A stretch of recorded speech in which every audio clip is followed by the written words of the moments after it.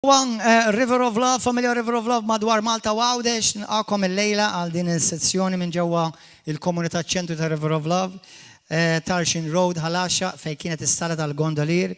Jekk alla jrid nirringrazzjaw il-mulej ta' dak kollu li jagħmel f'pajjiżna u ħajkompli jagħmel, nirringrazzjaw li il-mulej jisma' t-talb tal-poplu tiegħu u ħafna dak kollha li anke li forsi qabdithom il-virus, il-maġġoranza tagħhom, il-maġġoranza assoluta anzi, fiequ. Nirringrazzaw il-mulej, nirringrazzaw il-Alla wkoll għat-tmexxija ta' pajjiżna, irrelevanti jekk naqblux magħhom f'kollox jew le, mal-mulej għamleq poġġa lilhom u l-mulej jberikhom biex jagħtihom l-erf. U grazzi li ftit oħra il-postijiet ta' qima, ta' laqat u xirek u għaqdiet ħajinfetħu u jekk Alla jrid żommu intaċ magħna biex intkom tkunu tafu eżattament meta ħajinfetħu il-bibien għall-pubbliku ta' River of Love. Kulħadd jaqbad il-Bibja, miegħi jaqbad il-Bibja minn fidejk u minn qalbek għid warajja issa stess. Għid warajja bissa stess. Miss Qaddis, kellimni mulej mill-kelma qaddisa tiegħek. Mulej, iċ-challengejani, istreċjani, għatini id-dawl u r-revelazzjoni ta' il-verità sħiħa. Mulej jiena numilja ruħi taħt lid setena tiegħek. U mulej grazzi li tkompli tallimni biex inkompli nisbaħ dejjem il-sidi Ġesu Kristu. Grazzi li inti sejjaħtli. U llum bil-grazzja tiegħek kienet nisma' din is-sejħa għall-glorja tiegħek missier. Amen. Ħammorru fil-ktieb ta' ħammorru fit-Testament il-Ġdid l-ewwel, morru fil-ktieb ta' Tieni Timotju. Illum ħanibda sensiela ta' talim bl-għajnuna tal-mulej fuq id-dottrina biblika pentekostali apostolika. Number one, isimgħuni daqsxejn sewwa saħwa. Number one, kull min jissejjaħ Kristjan, illum smajt brother fuq il-Facebook u grazzi mulej tkellem tajjeb, beda jispjega li l-kelma Kristjan tfisser u hekk hu bħal Kristu. Bħal Kristu. Infatti, jekk taqbad dik biss u timmedita dik biss, diġà tredlek kull għadma f'ġismek.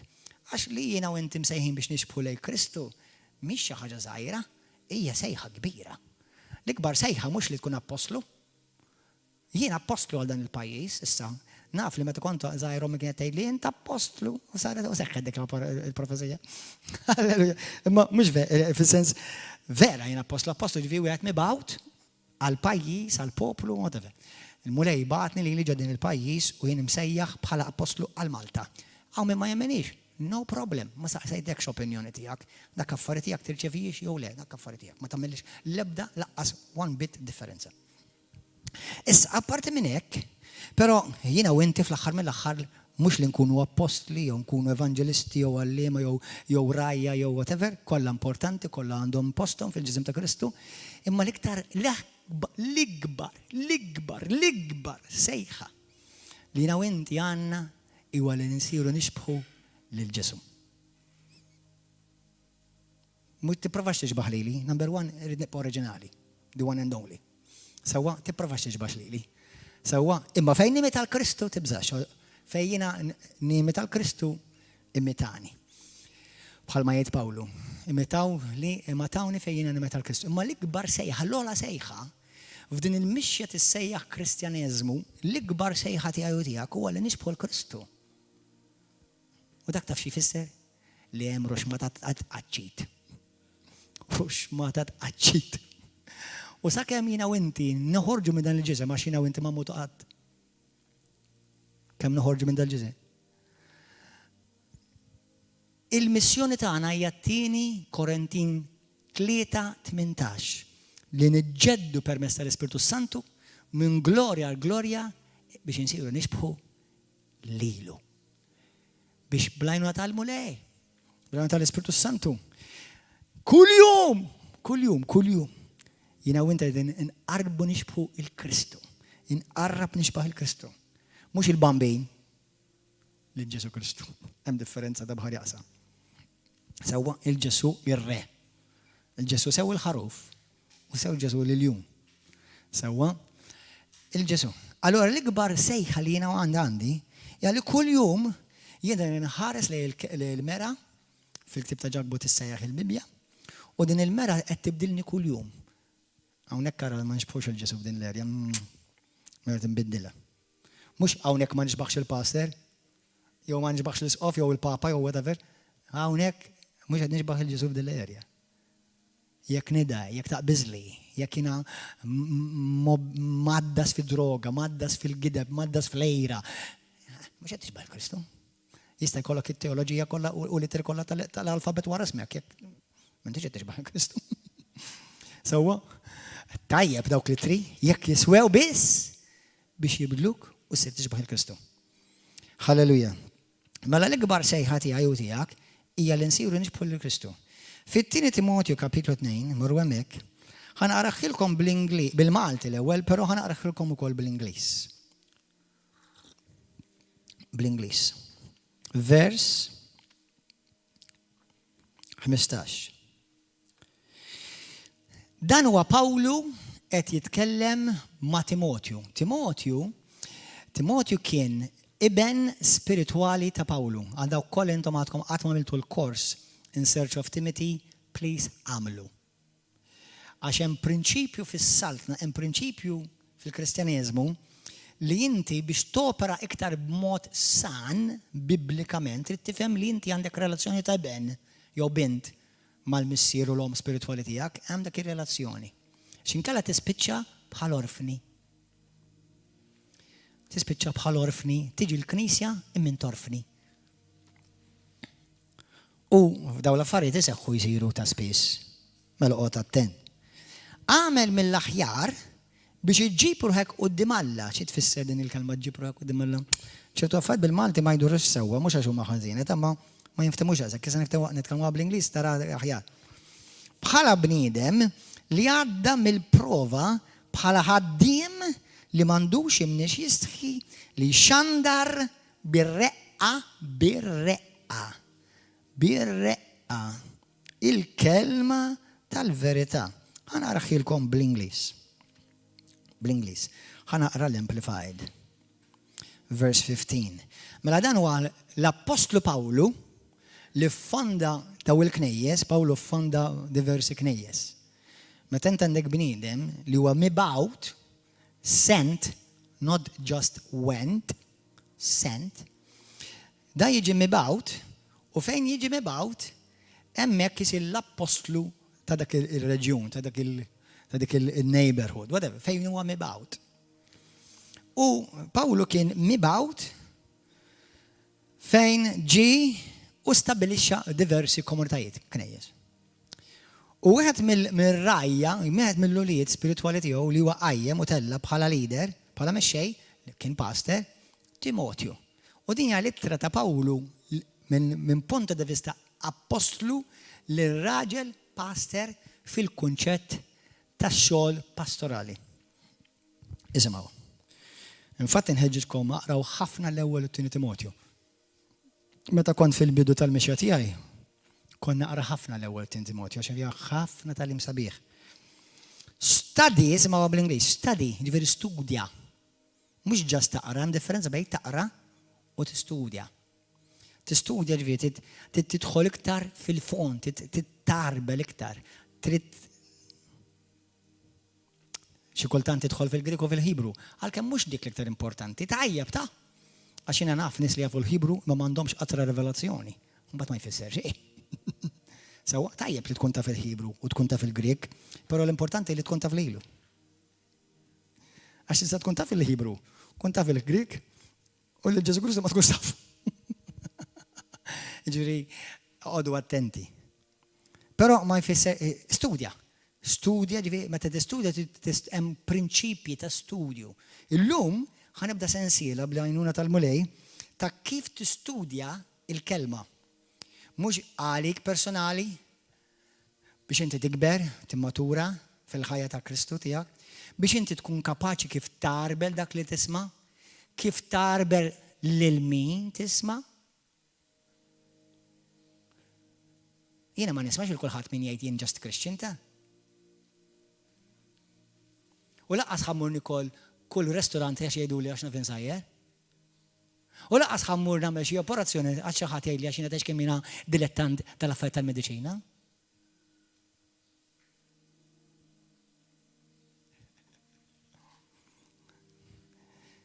Sewwa? Study to do your best to present yourself to God approved. Approved ġifieri għaddejt mill-prova. Dak tisser approved.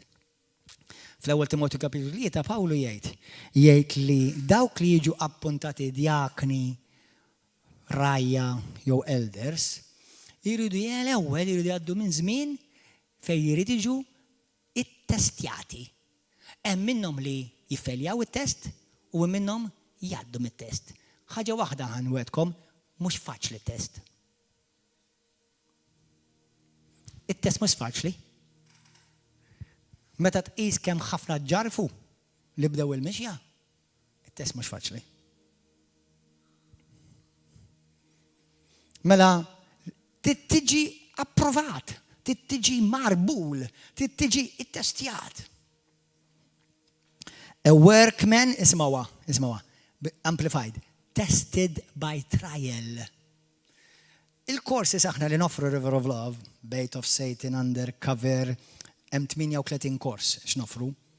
38.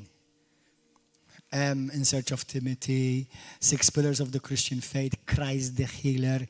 Ħanibdew kors dal-waqt jekk għalarit jismu Biblical Keys to Divine Healing. Sabiħ immens kollha kemm intom għamluh. Biblical Keys of Divine Healing.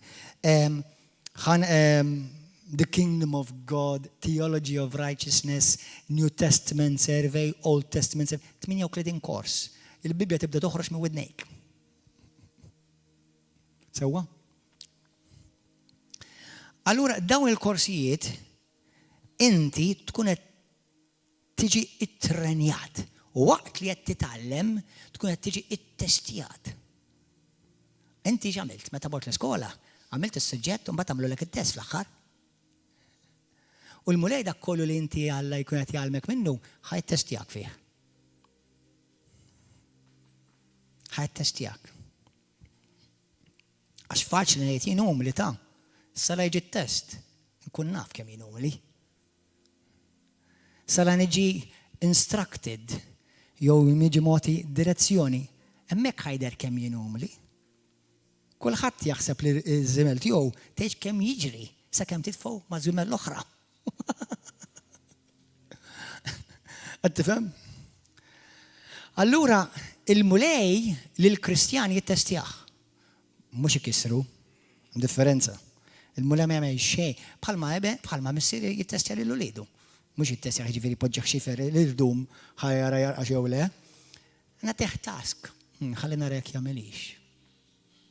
Pereżempju l-itfal tiegħi jiena kuljum issa nirringrazzja l-Alla m'għadniex ngħidilhom għalkemm xorta xi kultant ngħidilhom, darrajthom kif iqumu, jaħslu wiċċhom u jibdew jaqraw il-Bibja. Kuljum it-tfal tiegħi jaqraw Salm, Proverbju u xi ħaġa mit-Testament ġdid.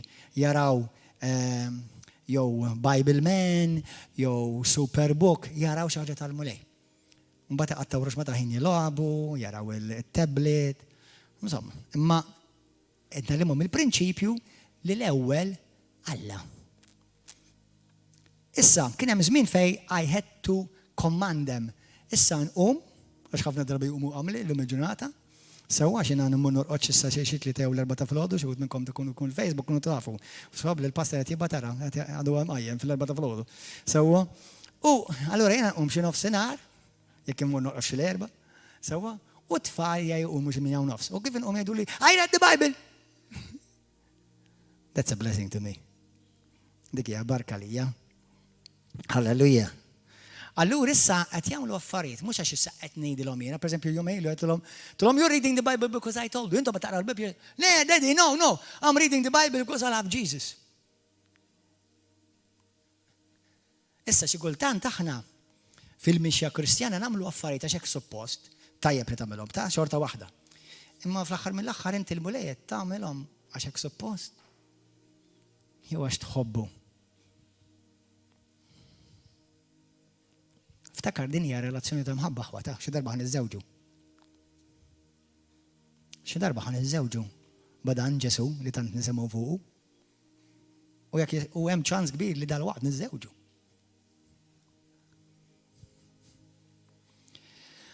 Anyway, mela, tested by trial, tiġi testjat skont il-provi li jiġu qudiemek. Who has no reason to be ashamed. Accurately handling and skillfully teaching the word of the skillfully. Aħna għandna proverbju bil-Malti, jgħidlek, il-ħobs tieħ min jaf jieklu. Jekk jiena taqaf li l-karozza, sewwa hemm ħatibqa' għax ma nafx insewwi l-karozza. Issa, jiena ma mhux insewwi l-karozza għand tal-grocer. U laqas meta taqaf il-karozza, jien naf inċempel l-emergency l-isptar. Għax il-karozza għandha bżonn il-mekkanik. Jiġifieri mhux kwalinkwa well-meaning person jakkwalifika biex isewwi l-karozza. Xi ħadd ġeneralment jgħidulek make sure li pereżempju ġieli smajtu naħseb, jien ġieli smajta di jgħidulek dawk huma mitfojn fuq dik it-talja għamla ta' karozzi, dawk huma mitfojn pereżempju fuq it-trakkijiet, dawk pereżempju dak it-talja għamla tal-Ġappun, dawk tal-Ingilterra jew dawk dak il-marka partikolari, dawk huma esperti. Jekk ovvjament ikollok dik it-tip ta' karozza ġeneralment. Ħadd mor għand dawk li huma esperti fuq dik tip ta' magna. Sewwa l-istess tabib. Jekk inti tuġak widnejk, ma tmurx għand il-pediatrician ta' saqaj. Sewwa? U hekk fil-ġisem ta' Kristu li l-mulej li jsejħilna biex aħna nkunu skilled tas-sena. La jiena msejjaħ pastor biex nira parti mis-sejħa tiegħi u parti essenzjali hija li nitma' il-ġema, il-merħla, ikla ibbilanċjata sana. U hemm l-istil ta' preaching, mbagħad hemm l-istil ta' teaching. Għalkemm it-tnejn huma l-kelma ma mhux l-istess. Waħda proclaiming, the other one is explaining. Ħanejdulkom frażi issa. Everyone is called to preach, but not everyone is called to teach. The Bible is clear on that. Il-Bibja ċara fuq hekk. Kulħadd huwa msejħ biex jippriedka hawnhekk dilaħ hawnhekk kif niftaħ il-Facebook ma titla' di. Sewwa. Hi bonġu kollha Malta, grazzja u l-mulejla għamna. Alleluja, praise the Lord. Grazzi Ġesu. U hekk nagħmlu grazzja u l-mulejla għamna. She's not teaching, she's proclaiming qed tagħti testimonjanza tal-mulej. Sewwa. Ieħor, brother ieħor, beda jgħid testimonjanza ta' x'għamel miegħu l-mulej kif fejqu. Dak huma proclaiming. Meta tiġi għal teaching, il-Bibja titkellem differenti ħafna. Fuq rigward ta' teaching, skillfully weighing, dissecting the word of truth, dak huwa fidej il-pastor.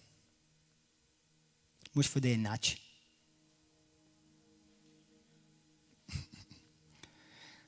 Ħadd pjaċir b'din it-tagħlim. Għax vera ħajqawwikom, ħajinkoraġġikom u anke titgħallmu kif tarfu, titgħallmu kif tarbel, sewwa, be gracious, għax xi kultant inti għandek nies li jitkellmu pereżempju fuq il-YouTube, fuq il-Facebook, u jkunu well-meaning, u jista' jiżbaljaw, mhux l-ewwel darba li smajt xi ħadd li jagħmel xi froġa u jqabbad il-ġuħ wara nisma' jew nismagħha. Sewwa għax froġa tkun bil-ġuħ, tara froġa. Anyway, imma mhux bil-forsa x'ikunu qalbhom ħażina ta' jew wicked, imma m'għandhomx dik il-maturità u laqqas ġew mogħtija dik ir-responsabbiltà. Sewwa? Halleluja. U llum iktar ma nikber sew fi żmien u sew fil-mulej, iktar nitgħallem biex noqgħod attent narbel. Iktar talbel. Hawn min jgħid the more you grow, the more you become choosy. Ma nix naqtalkom qalbkom tal-kom intom singles dak kollha tarawni, però iktar ma tikber, iktar tiġi choosy. Meta tkun għadek żgħir, I love you. X'jagħmel da għandu xogħol? Le m'għandu xogħol ma ħobbni. Da x'jagħmel da għandu relazzjoni tajba ma' jew hija għandha relazzjoni tajba ma' le qasna qatt ma nitkellmu fuq hekk. Ma meta tikber, jgħaddu naqas żmien, tibda tara fejn jaħdem, kif in ir-relazzjoni tiegħu ma' missieru. Kif inhi ma' missiera u kif inhi maħuta. Għaliex? Għax issa you become more picky. You have become more mature in your choosing. Infatti, min imur l-iktar il-junk food restaurants? With all due respect. Ħudni l-McDonald's.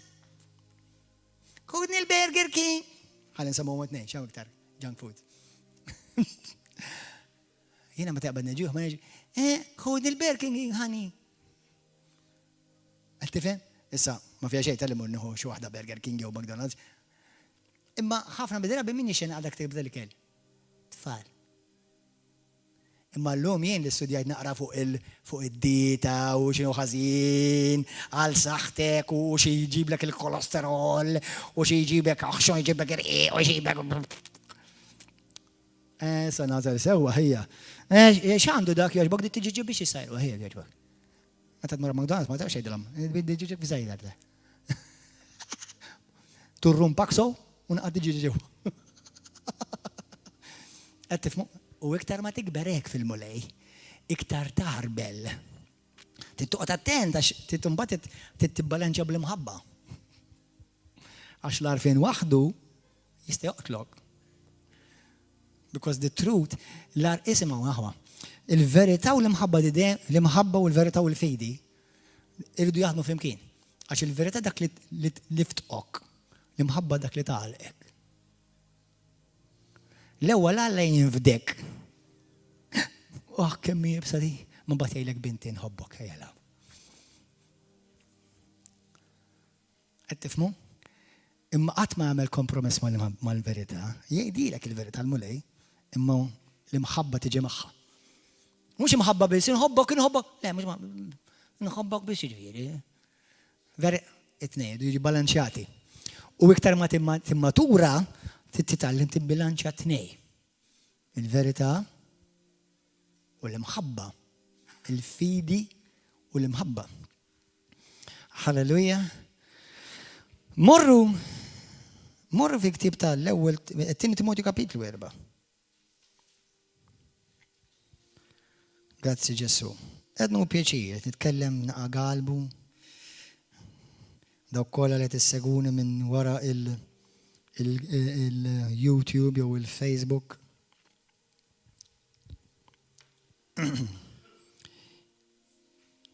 Ħa naqralkom minn vers wieħed kapitlu 4.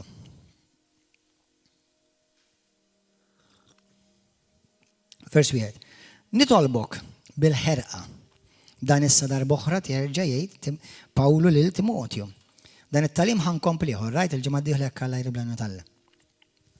Nitolbok bil-ħerqa quddiem Alla u Kristu Ġesu li għandu jagħmel mill-ħajjin u mill-mejtin. Fisem id-dera tiegħu u s-saltna tiegħu xandar il-kelma. Insisti f'waqtu u barra minn waqtu ċanfar moħħka maw. Min iċanfar? Min iċanfar?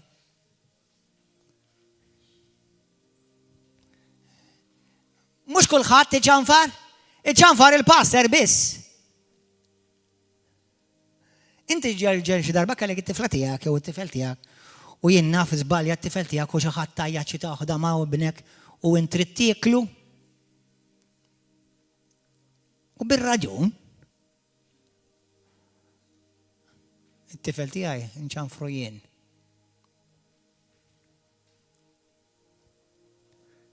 Il-pastor jiċanfar il-lulidu. Mux l-lulid. Jien għandi żewġ ulid, żewġ tfal. Ġożaja u Mikajas. Meta Mikajas jew laba naqa' tal-boss xi kultant. Iż-żgħir fl-età. Imma iħobb jibboss jaħna għal Ġożaja miskin. Għal Ġożaja għandu karattru naqra iktar naqa' laid back ħdej l-ieħor, kompert ma' l-ieħor. U xi kultant iqgħod jgħidlu għamel hekk jgħidlu x'kont ngħidlu stop it. Ngħidlu jekk nikkoraġġih jiena nikkoraġġih Ġożaja mhux int mhux il-boss ta' ħuk. ġisem ta' Kristu, italmu minna di.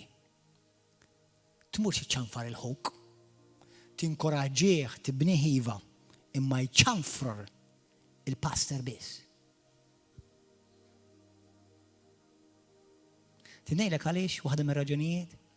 Number one, meta Ġożaja jiġi mċanfar pereżempju minn Mikaja jew viċe versa, jirrabjaw u jkollhom xi ġlieda bejn xi. Meta nċanfar jien it-tifel taf x'emmel jagħmel okej dedi sorry. Eżid, mbagħad nagħlqu. Il-Knisja hija familja aħwa. Imma peress li hemm ħafna immaturità, kulħadd jaħseb li għax qiegħda fil-Bibja hija għalih. Mhux kull men fil-Bibja hija għalik. Tista' titgħallem minna, ma mhux għalik kollha. Hemm kliem li huma biss għallukt, pereżempju ta' fuq għallukt. Hemm biss li huma biss għad-dinja, ma jgħidux għalija. Nista' nitgħallem minnu iva, ma mhux għalija. Hemm kliem li huwa indirizzat Alla lir-rajja biss. U inti tmur twettaqant għax aħna rridu nċanfar. Jekk inti ċanfar il-ħuk inti topera out of line. Min inti? Min poġġik? Tiftakar meta xejt il-mulej? Inti min poġġik fuq ħuk? Min poġġik fuq ħuk? Jew min poġġik fuq oħtok? Iċ-ċanfar. That's out of line. You are operating out of order. U Alla xi jrid tiġi fil-Knisja. Ordni divina. Ordni sagra. Ftakar, aħna risqin għal-miġġa ta' Ġesu. U waħda mill-affarijiet l-Iskrittura titkellem fuqhom hija li Alla jrid il-Knisja tiegħu, il-poplu tiegħu f'ordni għax meta jkun hemm ordni, il-glorja t'Alla timla t-tempju. Jekk kulħadd jagħmel li jrid għax jistudja l-Bibja u għax jaqra l-Bibja u għax jiena nisma' dak u jien nisma' dik, ħajsir rebus. Ħajsir rebus. Il-Bibja kollha kemm hija l-verità, kollha kemm hija l-verità. Imma mhux kollha qed tindirizza lilek personali. Hemm kliem fejn Pawlu jikellem lir-rajja. Immaġina inti xi ħadd għadu ġdid fil-mulej jaqbod jagħmel għalih. Inti dak m'intix raj, inti dak bil-ħarqa. Qed tifhem? Halleluja. Sewwa mela. Xandar il-kelma insisti f'waqtu u barra minn waqtu. ċanfar, widdeb, wissi, isimgħuha. Bis-sabar kollu u bit-talim. Bit-talim. Pastor, isma' inti għalija kont qed tgħid fuq il-pulptu? Iva. Mhux għalhekk hemm it-talim. Għal dawk kollha li tarawni fuq il-YouTube bħalissa u fuq il-Facebook, għalik qed ngħid. Int li jtħares lejja, u għat t-mistimniħri. So, mux ovvja, jekk il-xol tal-pastor u għali għallem, mela min għandu widneħ biex jisma, ħajisma. U ħanwedek, dak kollu li jiġi mxandar minna u kollu għalik, għabli mux il-lum, jiġi għadajt, illa dik il-kelma għal-pastor, kemm għandi bżon għallum. Jon kalla ġimma dir, illa għal-pastor, il-ġimma l-oħra, tkellim kelma, kem jistra propju għalija bħal satisfa. Imma ma kienx jiswa ġemilu, ma xatti tagħmel qed tirċievi tagħlim kontinwament. Fejn jidħol tagħlim, kulħadd jgħid warajja it-tagħlim jiġi mill-pastor jew mill-apostlu. U hemm apostli huma pastors, u hemm pastors huma apostli. U hemm pastors just pastors, u hemm apostli just apostli. Ma ħafna drabi l-apostli huma pastors ukoll, għax il-pastor ix-xogħol tal-apostlu huwa li qajjem pastors u rajja u għalliqma u leaders oħra. Anyway, mela, għax għat jiġi żmien meta għat-talim tajjeb ma jibqalhomx sabar, anzi widnihom jikluhom, għat jiġbru madwarhom qabda mal-min. Li kieku Pawlu, ma nafx jekk kalla taħ xi tieqa ta' revelazzjoni, imma laqqas kien jaf naħseb żgur jekk ma taħx revelazzjoni l-mulej, kemm kienet ħatod din l-iskrittura għal dan iż-żmien. Għax illum il-ġurnata YouTube pastors. Find a pastor on YouTube.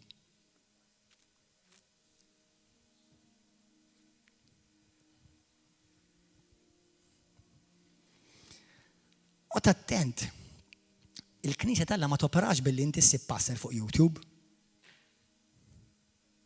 Jew fuq Facebook. Inti taf x'inhu dak il-passer, taf x'inhu twemmin tiegħu, taf jekk qasam xi knisja qabel ma beda jgħallem il-kelma. Tieħu pjaċir jekk taf li inti titgħallem xi minn xi tagħlim minn xi wieħed li tgħix kemm għamel rebus u qasam knejjes qabel. Tieħu pjaċir tkun taf għax dak l-ispirtu li huwa fuqek ġej fuqek ta'.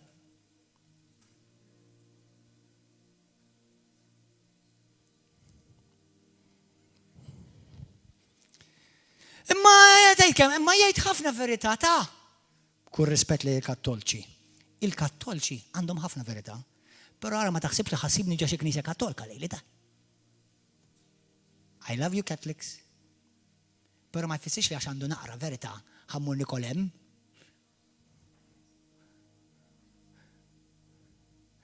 Jiena meta mmur restorant, immaġina kieku jiena nieħdok restorant lilek. U daw kollha li taraw ngħidkom isimgħuni aħwa qed inħossni ġenerus.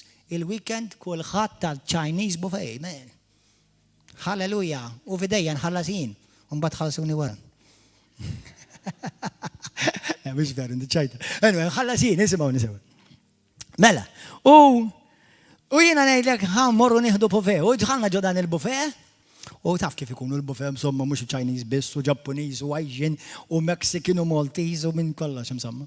U tħalna ġo dal-fuq taf kif ikun hemm buffet u jkollok il-ġuħ inti kollha kap tittibla kull ma tara, dix kollha tittiblaħu.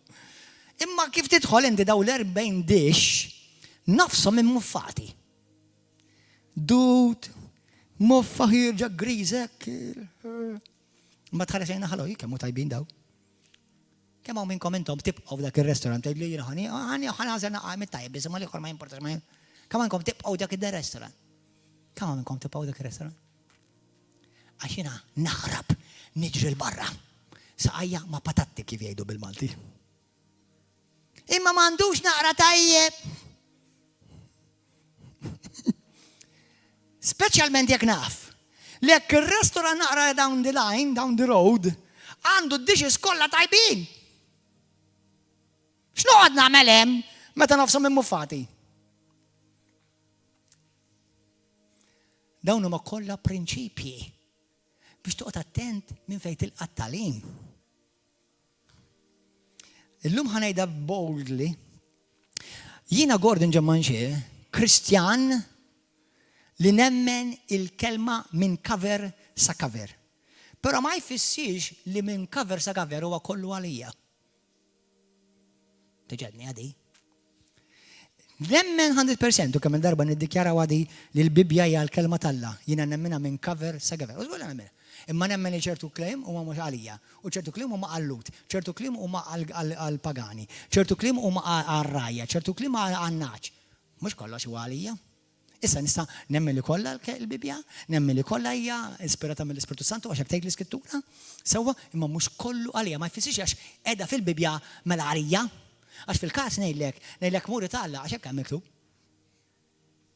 Mhux hekk għamel Ġuda. Ma fil-Bibja qiegħda mela mura mela. Qed tifhmu? Għalhekk meta xi ħadd juża well meaning ta'. Imma fil-Bibja qiegħda it's not enough. It's just in the Bible. That's not enough. It's not enough. Li inti tgħid għax qiegħda fil-Bibja, mhix biżżejjed li tgħid li inti qiegħda fil-Bibja. Hemm kemm ħafna affarijiet fil-Bibja li llum il-ġurnata ma jgħoddux għalija. Hemm turrun liġijiet taħt il-liġi ta' Mosè li ma l-ebda waħda minnhom ma tottalija. U xorta fil-Bibja qegħdin, u xorta nemmen li huma l-kelma tal-Alla, u xorta nemmen li huma spirati minn Alla, ma mhux għalina, mhux għal din id-dispensazzjoni, għax jiena taħt il-dispensazzjoni tal-Grazzjellu. Imma qiegħda fil-Bibja, mela min jagħmel ir-rebus u jmur taħt il-liġi, taf x'jgħidulek? Fil-Bibja qiegħda. Tinstema' veritera, imma hija statement qarriq. U inti li tkun well meaning tiblaħħa bħal mazzun. Għalhekk oqgħod attent minn fejn tirċievi it-tagħlim. Ikollok kelma ta' kuraġġ minn xi ħadd li tisma' testimonjanza ta' fejqan ta' ħelsien, waqaf mid-droga, waqaf minn din, waqaf minn dak. Praise God, dak huma kliem ta' kuraġġ li jibni knisja, jisimgħu min jisimgħu. M'hemmx argumenti dik it-testimonjanza tiegħek. Ma meta jiġi sa teoloġija, dottrina, Bibja tgħidlek għodu attenti x'dottrina tirġievu. Amen? Mela jiena Gordon Ġammanxe, Kristjan. Nemmen fil-Bibja minn kaver sa kaver, ma mhux kollox huwa għalija fil-Bibja. U mhux kollox għall-Kristjani. Sewa, ukoll nemmen li l-Bibja kollha hija il-verità. Imma ġejja statement ieħor. Il-verità kollha mhux fil-Bibja. ħawadni ħanifmek, irranġa naqa' moħħok, minnu tiftit, ħalli xaqalek, ej. Il-Bibja hija kollha l-verità. Imma mhux il-verità kollha tad-dinja qiegħda fil-Bibja, xi tfisser di? Jiġifieri, jiena rrid insewwi l-karozza, insiba fil-Bibja di. Mela mhux il-verità kollha qiegħda fil-Bibja. Jiena rrid inkun naf insajjar kif nagħmel casserole Spanjola, insiba fil-Bibja di. The truth that is essential to salvation and righteous living li huwa essenzjali għas-salvazzjoni u għal-ħajja fi Kristu, ovvjament. Tifmu? Issa, all the truth is in the Bible, il-verità kollha hija fil-Bibja. Imma not everything in the Bible is a statement of truth. Xi tfisser? Jiġifieri, inti ma tistax taqbad frażi u għax tgħid qiegħda fil-Bibja, dak huwa hija dottrina, mhux kull memm miktub fil-Bibja huwa dottrina. Da bħal maġġeli għattilkom, mhux kull memm miktub fil-Bibja huwa l-Vanġelu. Il-Vanġelu hija fil-Bibja, imma mhux il-Bibja kollha hija l-Vanġelu. Il-Vanġelu hija f'ina naċċel Ġwanni 3:16-17. Li Alla tant iħabb id-dinja li tali l-ibnu l-waħdin Ġesu Kristu biex kull min jemmen fih ma jintilifx issa jsalva jħalli kollu ħadha dejjem. Dak huwa l-Vanġelu ina naċċel. Imma hemm ħafna passijiet fil-Bibja il-Vanġelu ma ssibux. Ma jsemmix. Mela the gospel is in the Bible, but not all the Bible is the gospel. Qed tifhmuhom dawn il-frażijiet aħwa? Hallelujah, praise the Lord, thank you Jesus. Frażi oħra, ħanejdilkom. Frażi oħra. Dawn huma iktbuhom ta' dawn il-frażijiet. Iktbuhom dawn il-frażijiet. Għadni kif għamilta ftit minuti ilu għamilt statement fuq il-Facebook għax darba l-mulej li għallijek. Għalli jibni, jiena nistreċjak biex nkun nista noqgħod fik. I stretch you so that I can fit in you because I'm much bigger than you. Tittifimaw minn punta di vista spirituali dik. Mhux ovvja he's gonna stretch me. Jekk huwa ikbar minni u dal-Alla tal-univers il-Bibja tgħidlek jammar fik. Ara kemm ħadd jiġi stretchjat fil-ħajja tiegħek int. Ouch! Ouch! Għaliex qed tweġġa' x'qed jistreċjani. You see, every time you come to church or every time you listen to a message, you're going through a stretching class. Hallelujah. Imnalla nagħlem il-Pilates. Thank you, Lord. Okay. Ħankomplu. Nu pjaġir. Nu pjaġir nitkellem magħkom sew wara dawk il-YouTube u l-Facebook. Jiena u inti għandna nkunu fidili lejn l-Iskrittura. Fil-messaġġ li konna naqraw, hawnhekk jgħidlek li vers 3 għax qed jiġi żmien meta għat-talim tajjeb ma jibqalhomx sabar, anzi widnihom jikluhom għax jiġbru madwarhom qabda mal-min skont ma jixtiequ. Moħħkom hawn. Hawnhekk ħan iċċallenġjakom, ħan istreċjakom. Kulħadd jgħid warajja stretch me Lord. Alleluja. Ismawni. Meta jiena xi ħaġa ma nifhimix, ngħid jien ma fimtix. Mhux indawwara u nagħmilha ta' komoda lili għax sem qed nara. Għax jiena u inti qed nikbru fir-revelazzjoni kull jum. Kull jum. Jekk xi kultant aħna għandna proverbju bil-Malti anke bl-Ingliż għandu jkun l-għeneb li ma laħaqx se jaħlu qares. Tidnejdilkom aħwa, ċertu dottrini hekk ikunu.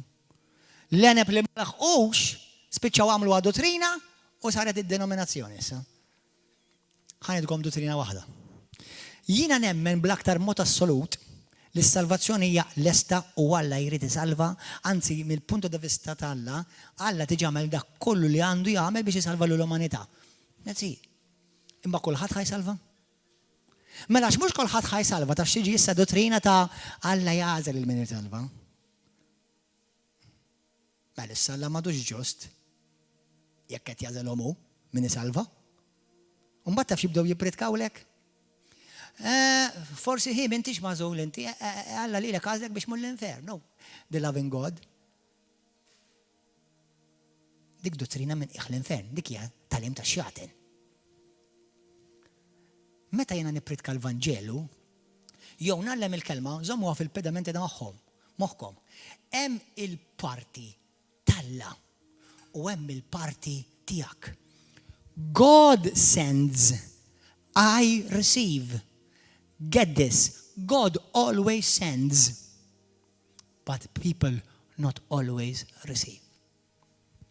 Xiġifieri, hawnhekk ħanejt statement li ħafna nies li forsa bħalissa diġà għamlu ma nafx kemm 3 kwarti jistreċjaw, sewwa ħajkomplu jistreċjaw. Mela ħantikom eżempju. Li kieku kelli ngħidilkom jiena temnu li kollha Alla il-kulħadd irid isalva? Jgħiduli iva. Il-biċċa kbira tal-Kristjan jgħidulek iva, il-Bibja tgħidha ċar. Li Ġesu mit mhux għal ftit nies, Ġesu mit għad-dinja kollha. Għall-Musulmani, għall-Induisti, sewwa, mela daw kollha jistgħu jsalvaw, imma x'kollha jistgħu jsalvaw? Kollha ħajsalvaw. Mhux tal-jek, il-Bibja tgħidlek laqas il-Knisja kollha ma ħassalva. Għax ukoll il-Bibja tgħidlek li nofs il-Knisja ħassalva. Jiġri dawk li jgħidu huma l-Kristjani. Nofshom biex ħajsalvaw, nofshom ħajtħlu. Imma it-tort Alla mhux ħajsalvaw.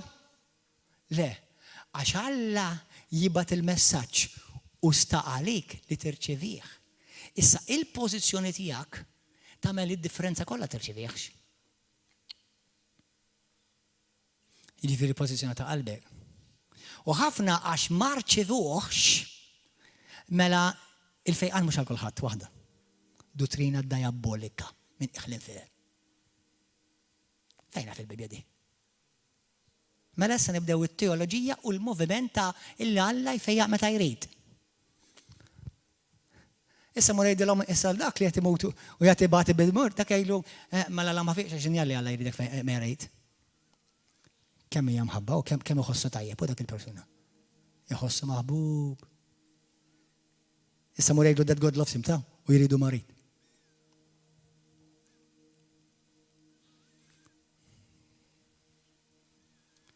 Where you do not understand, maybe all God is saying is wait.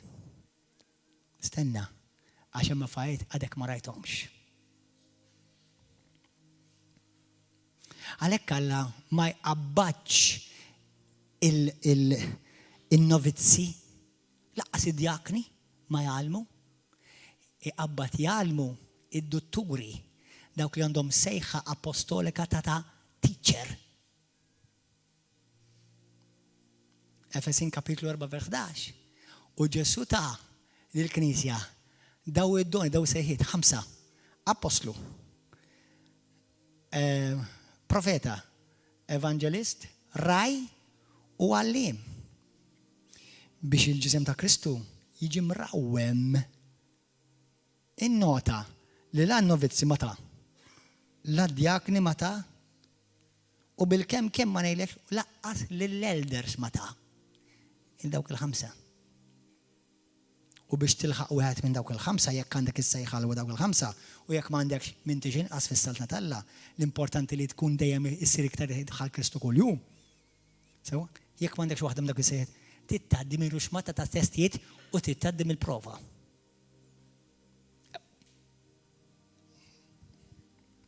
Għalhekk ġagbu kapitlu 3 xtejt. Sewa, marru hemm malajr ġagbu 3. Ġagbu 3. Ħafna mill-Kristjani, mhux ħafna ta' xi Kristjani, iħaltu iż-żelu mal-erf. Aħwa. Tħallax raġel jew mara li għandhom ħafna żelu ma' xi ħadd li għandu l-erf. L-erf ma jiġix għax int taqra l-Bibja. Partli iva, parti iva, mhux qed ngħidlek le. Imma l-erf jiġi ma' żmien. Inti meta tmur tieħu parir ma' tit-tifel iż-żgħir toħtok, jew ma' tin-nannu, jew ma' il-mami u d-dadi.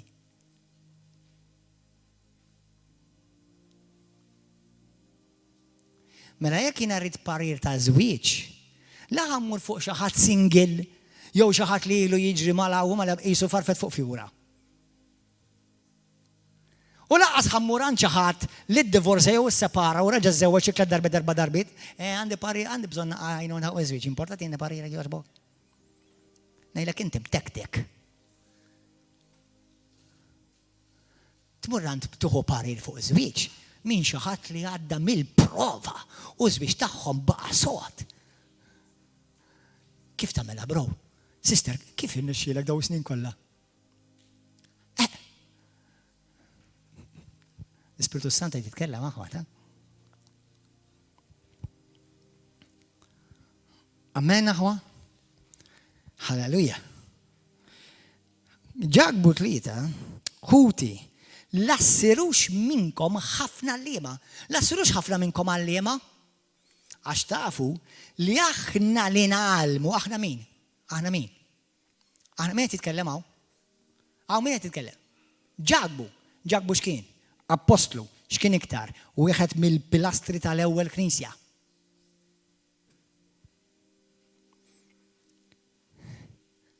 ċertu teologi, naf li ma toġġorhomx il-Kattolċi di, we love you anyway, u tista' salva xorta waħda temmen di u ma temmenix ma tagħmilx differenza s-salvazzjoni tiegħek, imma Ġagbu kien ħaf brother ta' Ġesu. Nafs mela. Trabba fid-dar ta' Ġesu Ġagbu. Min-naħa ta' Ġuseppi. Sewwa. U dat kiber fid-dar ma' Ġesu Kristu. Meta l-Bibja tgħidlek u kellu ħutu miegħu Ġagbu Ġwanni u oħrajn Ġagbu daw għed minnu. L-epistola, naqraw l-epistola tiegħu. Qed jgħidilna ħuti. Lassirux ħafna minnkom għallima għax tafu li aħna li nagħlmu jien il-povru Gordon John Manġie li nagħlem ħankun iġġudikat b'reqqa akbar. Very nice news preaching to me. Niġi ġudikat b'reqqa akbar. Min jgħallem il-kelma u jekk jiġifieri bil-Malti pur tiżattat biex tgħallem meta inti mhux imsejjaħ biex tgħallem, ħadd tiġi ġudikat ħafna birra iktar.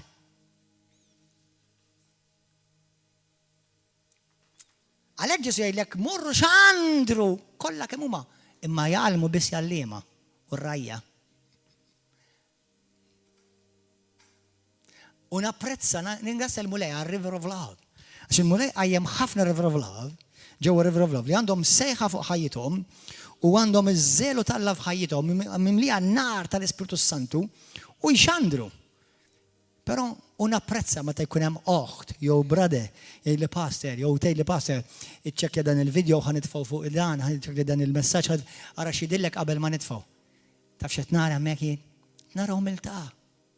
Qed nara li dil-persuna toqgħod attenta li ma tmux tgħid xi ħaġa forsi out of well meaning, ta' mhux jiġri qed jagħmlu qabla mhux qed jippruvaw. Out of well meaning. Imma that's humility. That is right divine order. Issa inti tagħti testimonjanza kif Alla falqek minn kankru, Alla ħelsek mid-droga. Dik testimonjanza. Go for it. Ma meta tiġi tagħlim. Napprezza għal dawk l-aħwa. Jgħidu li passer, iċċekki dak il-vissa, jekk tibgħat li xi video ta' xi nofsija, jew ta' xi sija, tippretendix li wara ftit ngħidlek, all right, go for it. Sewwa, tieni chance, naraw, nisimgħu, tibżax. Halleluja. Imma hekk dik hija l-ordni, fil-Knisja tal-Alla. Halleluja. Għax aħna niġu digadi braqqa akbar. Thank you Jesus. Mela, kif tistudja l-Bibja? Dak kollu li qed issa kienet l-introduction.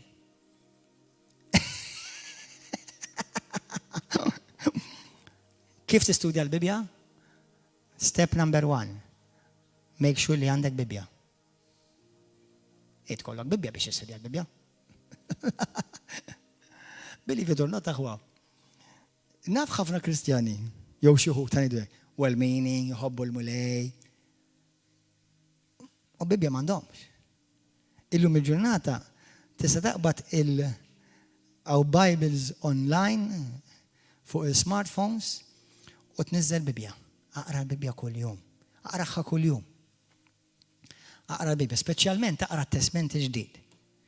Fit-tieni Ħosea, fil-ktib ta' punt 2, issa ma nafx btilkom ruxmata pinti, fil-ktib ta' Ħosea kapitlu 4 vers 6, tgħid il-poplu tiegħi jiġġarraf minn nuqqas ta' għarfien. Il-poplu tiegħi jiġġarraf minn nuqqas ta' għarfien. Mela dak ifisser li Alla jridek li inti tkun marraf sewwa. Morru fit-tieni Pietru. Tieni Pietru kapitlu 1. Qed tieħdu pjaċir aħwa? Halleluja. Jekk intom li qed taraw dan il-messaġġ illejla. Għandek mistoqsija teoloġika. Ibbatili. Jekk hemm xi ħaġa li jiena qed u tgħid tixtieq klarifikazzjoni fuqha, ibbat li l-mistoqsija tiegħek. U f'dawn il-ġimgħat li ġejjin bl-għajna tal-mulej nindirizzawhom. Isimgħuni aħwa, jiena ippermettuli. Jien inni fil-mulej 25 sena. Mhux 25 xahar. Laqqas 3 snin jew 5. Tajjeb ta' għax inti ovvjament minn ximkien tibda. Imma 25 sena Kristjaneżmu hemm differenza bejn xi ħadd li għadu kemm jibda fil-mixja. Sewwa. Issa, min rigward ta' salvazzjoni, it-tnejn salvati indaqs għax salvati bil-grazzja. Sewwa. Issa. Mela il-mulej li f'25 sena, ara kemm għaddini minn provi u għadni ma wasalx, għadni għaddej minn provi kontinwament. Imma ma neħdux for granted in-nies li l-mulej poġġilna fil-ġisem ta' Kristu bħala l-għallima, ir-rajja, missiri spirituali tagħna. Iva tittoqgħodu attenti minn ċertu għallima għax jgħalmu tal-infalt. Iva tittoqgħodu attenti. Sewwa. U jekk għandek mistoqsija, tibżax x'inhi nindirizzawha. X'inhi. Ibgħat li l-pastor, tista' jew tibgħat li audio message, jew video message, jew ikteb li nixtieq tfehmni di, jew xi tfisser di, jew inti jeddi u ma fimtekx xi tgħid biha jew xi tfisser. U nindirizzawhom. Naħseb għandna ftit, diħan nagħmluha kull Wednesday, every Wednesday. Għandna ftit jiem nagħmlu dawn, ħanispiċċa bl-aħħar lezzjoni, bl-aħħar skrittura. Ibgħatilna, fit-tieni Pietru kapitlu 1.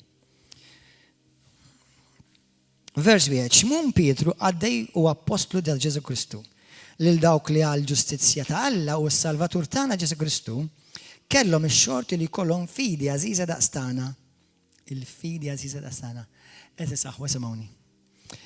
Il-Knisja River of Love hija l-ewwel u fuq kollox Kristjana.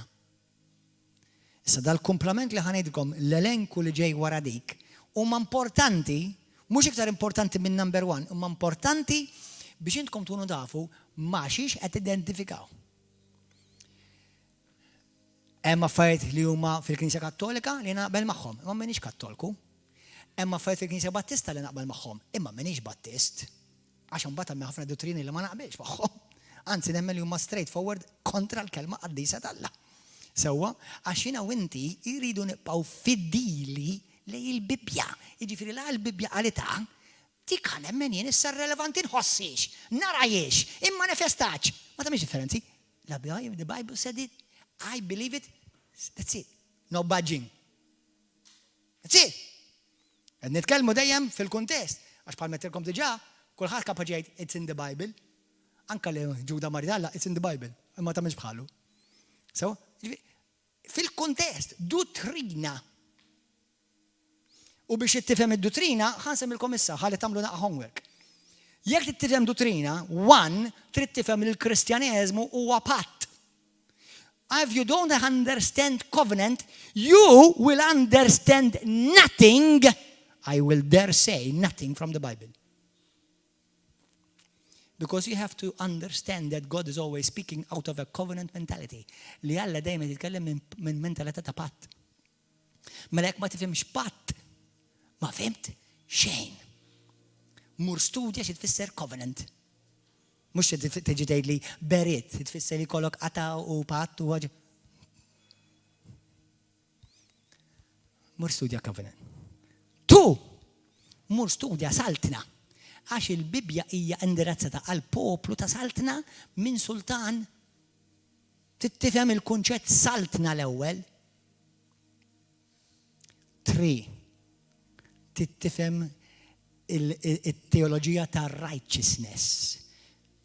Dak huwa kors ukoll fil-Bible College għana li nagħmluh, kellha nagħmluh dal-waqt. Theology of righteousness. Qabel ma tifhem sew dawk it-tlieta, x'inhu patt u kif noperaw patt u xi tfisser li aħna parti minn patt. Fi Kristu, mhux fil-liġi. Li aħna parti minn saltna, għax mill-moment li tibda tara l-Bibja minn punt di vista sa saltna, il-Kristjaneżmu tiegħek jiġi drastikament mibdul. U t-tielet righteousness. Hallelujah. Anyway, mela, isimgħuha. Mela aħna Kristjani evanġeliċi. Evanġeliċi ġifieri li aħna nxandu l-Vanġelu u nimxu mal-Bibja u nemnu li aħna salvati bil-grazzja mhux permezz tal-opri. Sewwa, hemm ħafna kunċetti, nemnu fit-Trinità mqazza, nemnu li l-Bibja hija il-kelma infallibbli tal-Alla. Teoloġija evanġelika. Però mhux biżejjed għax hemm evanġeliċi il-komplement li ħansemmi ma jemnuhomx. Pentekostali ġifieri nemnu fil-mamudija tal-Ispirtu Santu u li titkellem bil-lingwi.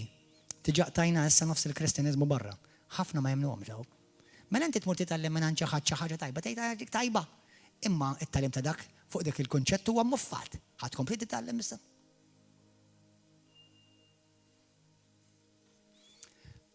L-Iskrittura xejlek meta ġie l-Ispirtu Santu imtlew kollha bl-Ispirtu Santu u l-koll jitkellmu bil-lingwi, kollha mhux nofshom.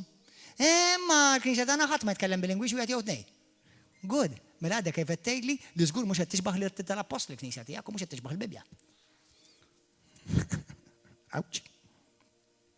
4, karizmatiċi. Xi tfisser karizmatiċi?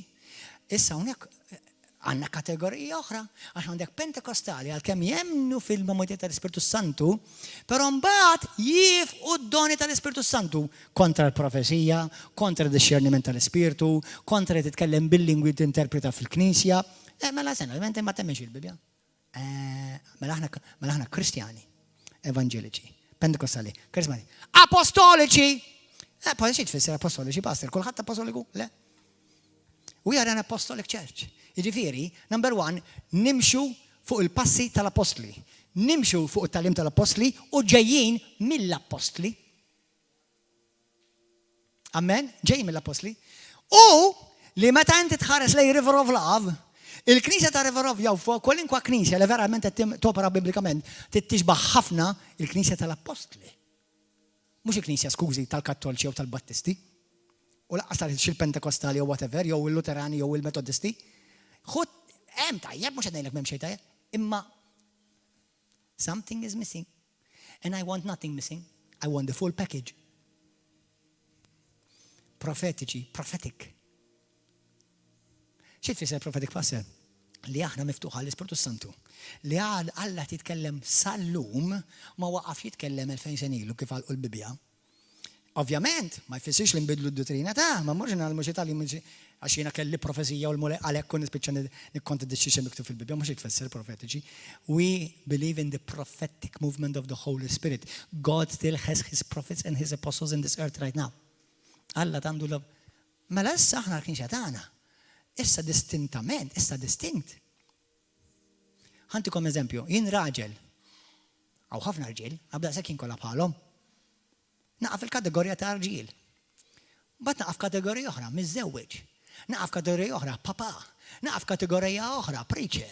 Naqaf kategorija oħra, ballerin. Il-lallu kemm għandek kategoriji. That's what makes me distinct. Għammenna huwa praise and worship imejja waħwa. U x'qed jgħidu hawnhekk l-apostli? Li aħna ċivejna l-istess sfidi, jina u inti nimxu fuq l-istess sfidi tal-apostli. Napprezza s-Santi Padri, però, skużawni, għala bibi jaħsbu s-Santi Padri, jekk ma jaqblux ma s-Santo Padre.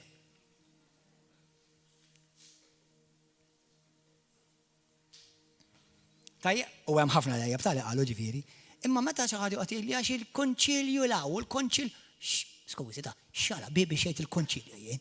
Jiena xirid xejt Kristu importanti. Imma ħanejlek, kattolċi għandhom konċilju ieħor, mod. U ċertu denominazzjonijiet għandhom konċilju mod ieħor. Anyway, hallelujah. Amen. U nispiċċa b'dil-skrittura. Mela għandna l-fidi l-istess Aziza daqsana ta' sal-apostli.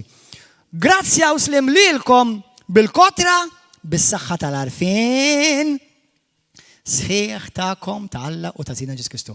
Aħwa, jiena u inti nikbru fil-mulej kif? L-arfin tiegħi fi Kristu, kif nikber? Billi fl-arfin tiegħi jiena mhux qed nikber f'reliġjon, mhux qed nikber iktar fis-sistema, mhux qed nikber iktar f'parti minn grupp, qed nikber iktar fi Kristu. U nibdew il-lezzjoni li jmiss fuq darba oħra jmiss. Kulħadd jitlob miegħi.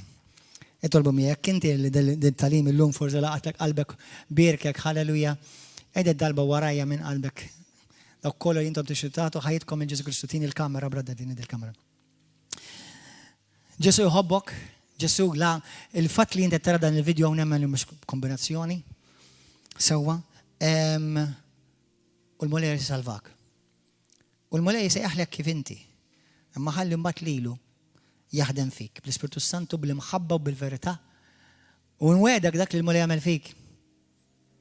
M'hemmx xi ħaġa jisbaħ fil-ħajja meta inti verament intaqa' ma' Ġesu. U inti din tista' tintaqa' ma' Ġesu. Jekk hawn xi ħadd illum minnkom li qed taraw daw qed tisimgħu dal-kliem. Ejdi talba warajja wejda minn qalbek imma. Ejda minn qalbek. Ejdlu missi qaddis. Grazzi ta' ibnek Ġesu Kristu. Ningrazzjak tal-kelma qaddisa tiegħek.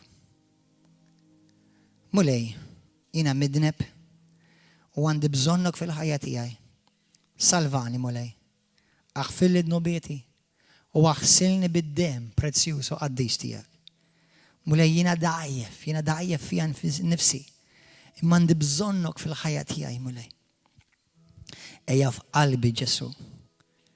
Kun int millum il-qoddim, il-mulej tiegħi, is-sit tiegħi u s-salvatur tiegħi. Abba Missier, grazzi ta' ibnek Ġesu. Nitolbok issa stess timlini bil-Ispiritu Santu u bil-paċi tiegħek.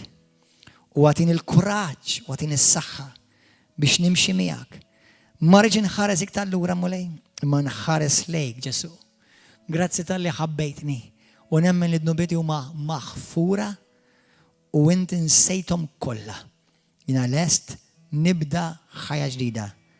Millum il-qudiem niddikjara li jien ta' Ġesu imwielet jew imwielda mill-ġdid permezz tal-Ispiritu Santu, il-kelma qaddisa tal-Alla u bil-grazzja tiegħek mulej. Nagħtik glorja u nur tifħir. Amen. Jekk inti jeddik it-talba minn qalbek illum int fejn inti? Ġesu salvak. Ġesu qed jagħnek miegħu. Ġesu jifraħ li inti ġejta lura għandu. Il-mulej mhuwiex kontra tiegħek. Jista' jkun kontu wieħed minn dawn il-Kristjani li jiena semmejt. U qed tirrealizza forsi l-mulej qed jindikalek bil-Ispiritu Santu li x'imkien żbaljajt. It's okay. Anzi jekk hemm tinduna hija l-grazzja tal-Alla taħdem fik. Għax il-mulej ma jridx ifarrak. Il-mulej jrid jibni. Ix-xitan jiġi biex ikisser, ifarrak u biex joqtol. Imma Ġesu ġej biex ikollok il-ħajja u l-ħajja bil-kotra. Jalla dan li smajt il-lejla jkun ta' kuraġġ, ta' serħan u li lilek jibnik u jekk Alla jrid bħalma tafu ġewwa pajjiżna dal-waqt il-postijiet ta' qima u fellowships u laqat u knejjes ħajnfetħu. Nħeġġukom ejjew naqdu magħna kull nhar ta' erba' u nhar ta' sitt fis-seba' ta' filgħaxija u l-ħadd filgħodu fl-10. Aqra l-Bibja, tkellem mal-mulej minn qalbek u ibgħat l-messaġġ għid li passa jien llum aċċettajt il-Ġesu l-ewwel darba miegħek. Tlab dik it-talba miegħek. Jekk inti qed tgħidillu miegħi, illum int salvat, illum inti tisa' ħiben jew bint tal-Għażiż u lilek il-mulej jkompli jibnik u nixtiequ li nsaħħuk u ninkoraġġuk il-paċi miegħek.